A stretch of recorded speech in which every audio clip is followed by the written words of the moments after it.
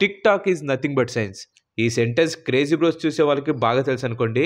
And crazy బ్రోస్లో మనం ఎప్పుడు tick talk hacks చేస్తాం కానీ దాని వెనకాల ఉన్న సైన్స్ గురించి అయితే ఎక్కువగా చెప్పలేదు. బట్ ఈరోజు వీడియోలో నేను ఆ టిక్ టాక్ హ్యాక్స్ వెనకాల ఉన్న సైన్స్ ఏంటో మీకు చెప్పబోతున్నాను. So tick talk is nothing but science fans ఎంతమంది అయితే ఉన్నారో ఖచ్చితంగా వాళ్ళందరూ లైక్ చేయండి.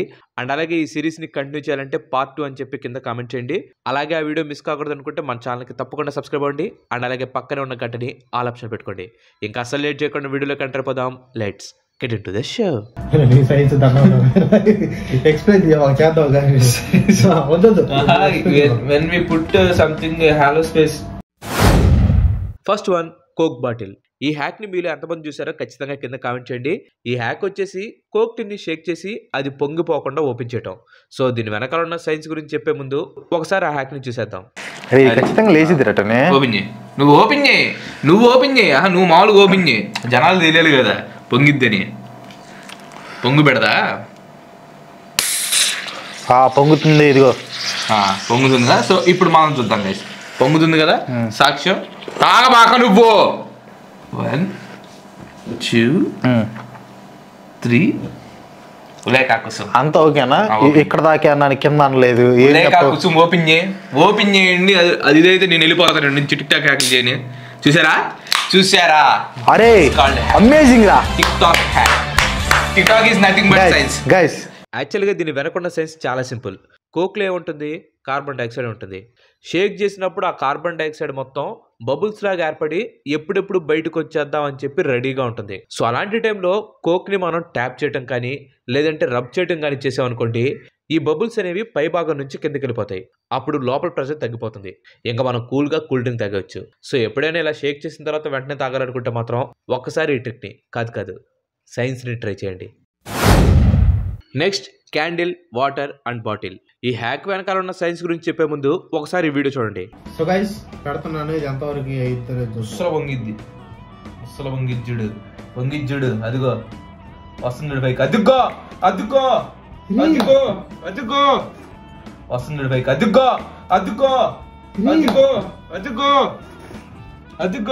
అదుగో. అరే సో ఇక్కడ మేము ఏం చేసామంటే ఒక క్యాండిల్ వెలిగించి దాన్ని ఒక ప్లేట్లో పెట్టి ఆ ప్లేట్లో వాటర్ని ఫిల్ చేసాం. ఆ తర్వాత బాటిల్ పెట్టగానే వాటర్ మొత్తం చాలా ఫాస్ట్గా ఆ బాటిల్లోకి వచ్చేసింది. సో అసలు దీని వెనకాల ఉన్న సైన్స్ ఏంటో ఇప్పుడు ఒకసారి చూద్దాం. సో ఇలా వెలుగుతున్న క్యాండిల్ పైన మనం బాటిల్ పెట్టినప్పుడు దాని లోపల ఉన్న ఎయిర్ మొత్తం హీట్ అయిపోతుంది.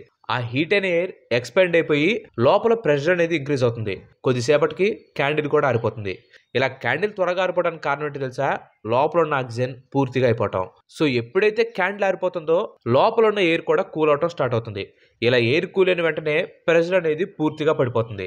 ఎంత ప్రెషర్ అంటే బయట ఉండే ప్రెషర్ కంటే లోపల ప్రెషర్ చాలా అంటే చాలా తక్కువ ఉంటుంది. సో ఇలా లోపల ప్రెషర్ సడన్గా ఒక్కసారిగా పడిపోవడంతో బయట ఉన్న ప్రెషర్ లోపలికి వెళ్ళడానికి ట్రై చేస్తుంది. అలా వెళ్ళే ప్రయత్నంలోనే వాటర్ని బాటిల్ లోపలికి పుష్ చేస్తుంది. బేసిక్గా ఈ ఎక్స్పెరిమెంట్తో మీరు temperature and pressure equalisation, pressure difference ఇలాంటి కాన్సెప్ట్స్ అన్నిటిని ఈజీగా అర్థం చేసుకోవచ్చు. Next, orange peel. లేట్ ఎందుకు ఇంకా వీడియో చూసేయండి.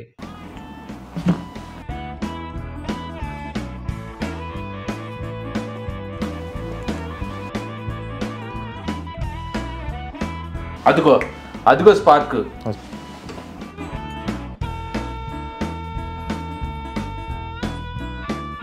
అదిగో చూడు.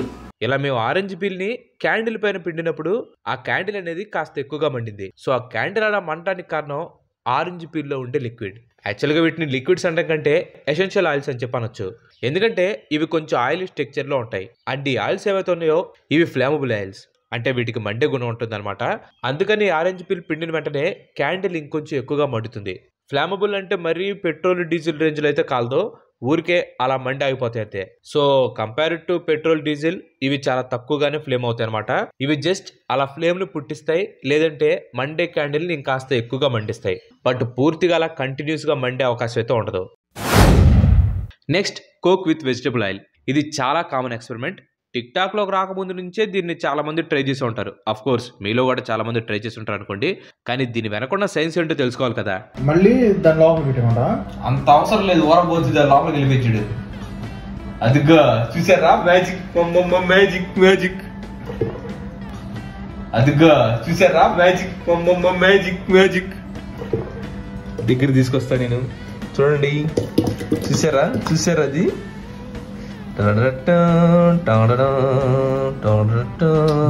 వస్తుంది కదా కింద చూడండి, అసలు ఎంత ఉందో. మొత్తం అది కిందకి వెళ్ళిపోయింది, ఇది ఎట్ట వచ్చేసింది.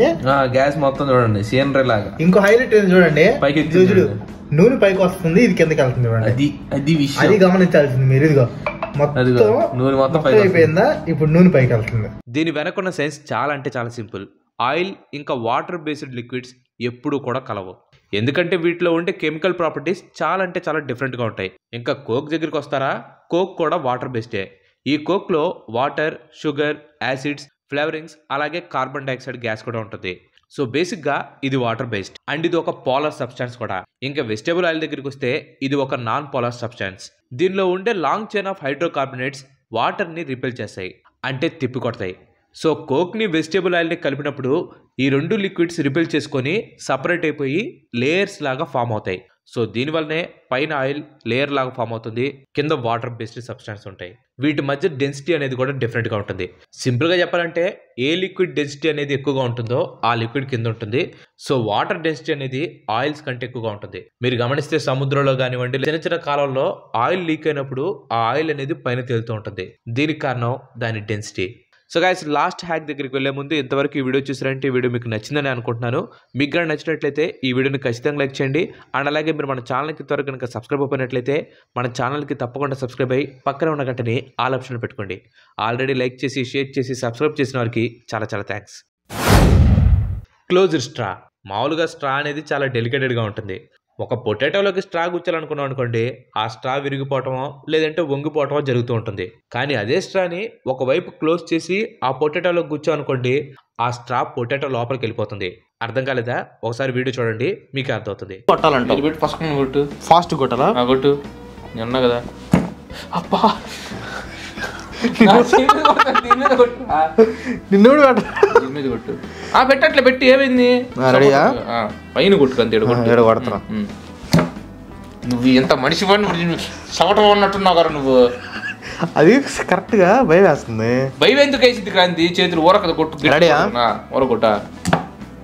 అరే నాయన, ఇటీ నేను కొడతాను, ఇటీరా ఇక్కడ పెట్టి ఊరక. ఆ టెంట్ వెళ్ళిపోయింది. ఇది చూడండి గైస్, ఇది కొట్టడానికి చచ్చాడు. చూడండి ఎంత ఈజీగా వెళ్ళిందో. నథింగ్ బట్ సైన్స్ క్రాంతి. సో ఇక్కడ ఏం జరుగుతుందంటే, స్ట్రాని ఒక ఎండ్లో క్లోజ్ చేసినప్పుడు ఆ స్ట్రా స్ట్రాంగ్ అవుతుంది. దీనికి కారణం principle of structural integrity and load distribution. ఒక ఎండ్ని క్లోజ్ చేసినప్పుడు అక్కడ ప్రెషర్ అనేది ఏర్పడుతుంది. ఆ ఏర్పడిన ప్రెషర్ స్ట్రా మొత్తానికి ఏర్పడుతుంది. క్లోజ్ చేసిన ఒక ఎండ్ ఏదైతే ఉందో అది ఫిక్స్డ్ పాయింట్ లాగా యాక్ట్ చేస్తుంది. సో ఎప్పుడైతే ఆ ఫిక్స్డ్ పాయింట్కి ఆపోజిట్గా ఉన్న పాయింట్తో పొటాటోని మనం గుచ్చుతామో, అప్లై చేసిన ప్రెషర్ మొత్తం స్ట్రా ద్వారా పొటాటో మీద పడిపోతుంది. దీంతో స్ట్రా పొటాటో లోపలికి దూసుకుపోతుంది. నార్మల్గా అయితే ఇలా ఫోర్స్ అప్లై చేసినప్పుడు ఆ స్ట్రా విరిగిపోవటం లేదా వంగిపోవటం జరుగుతుంది. కానీ మనం ఎప్పుడైతే ఒక ఎండ్ని క్లోజ్ చేస్తున్నామో అప్పుడు స్ట్రా మొత్తం ఒకటే ప్రెషర్ ఏర్పడుతుంది. సో ఈ ప్రెషర్ వల్లనే స్ట్రాని ఫోర్స్గా పొటాటోలోకి గుచ్చినప్పుడు అది బెండ్ అవ్వకుండా, విరిగిపోకుండా డైరెక్ట్గా పొటాటోలోకి దూసుకుపోతుంది. So that's it guys, thanks for watching. నాకు తెలిసి మీరు ఈ వీడియో ఎంజాయ్ చేశారు అనుకుంటున్నాను. ఇన్ కేస్ దీనికి సంబంధించి పార్ట్ 2 కావాలంటే మాత్రం ఖచ్చితంగా కింద పార్ట్ 2 అని చెప్పి కామెంట్ చేయండి. అండ్ అలాగే వీడియో నచ్చితే లైక్ చేయండి, షేర్ చేయండి. దాంతోపాటుగా మన నెక్స్ట్ ఎపిసోడ్ మిస్ కావాలనుకుంటే మన ఛానల్కి తప్పకుండా సబ్స్క్రైబ్ అవ్వండి. ఇంకో మంచి ఎపిసోడ్లో మళ్ళీ కలుద్దాం. Till then bye bye, have a nice day.